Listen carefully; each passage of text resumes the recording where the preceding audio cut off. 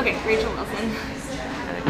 How I joined H.E.A.T. I heard about it during new student orientation, and I just kind of fell in love with the service work and the power that it gave me as a student to change things on campus that I didn't like, or that I wasn't quite happy with. I don't know. It's human, environmental, animal, team. So there's 4 committees technically. Team is like marketing and promo type stuff, like videography, if people are into that. And then the other thing, we always tell people, like, you pick the one you want to invest the most energy in, but you volunteer with all of them.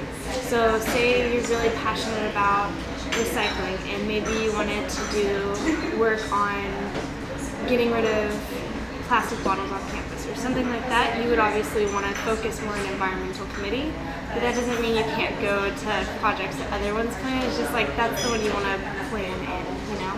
Here, my second semester, so I guess that was spring of 2013, I became the environmental committee director because like that was what I was really passionate about, just the environment. And so I did that for about a year, and it was just really cool seeing like all the great ideas that people come up with and what they're passionate about, and then doing something with both of those combined. It was cool to oversee that, you know. Graduate? Actually, yes.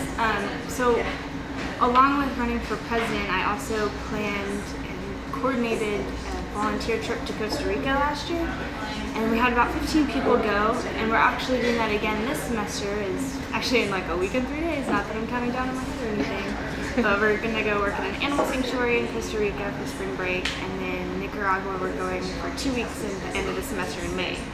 And that is like kind of all the passion that I found within H.E.A.T. I like poured into this project, and even more so now is I just started my own company, and it's the same thing but for anybody that wants to go volunteer abroad.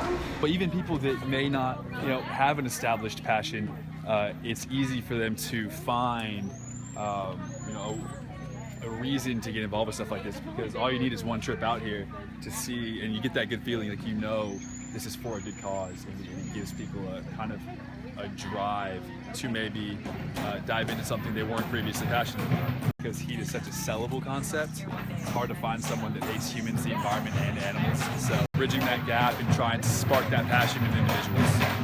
It's really cool moving my way up in the leadership role is I've kind of been able to oversee things, so not necessarily directly planning things with people, more overseeing the whole chapter, and that kind of allows me to step back and be like, wow, I don't know a lot of these people yet, and I can't wait to get to know them. They're all freshmen just coming into school, and they're so excited, and they just joined H.E.A.T. and have all these ideas, and it's cool to kind of be on the backside of that and just like watching and seeing how much it's grown over the year. Like last semester we had about 160 members, give or take, and we're considered the largest service organization on campus. And it's just like that's the largest we've ever been.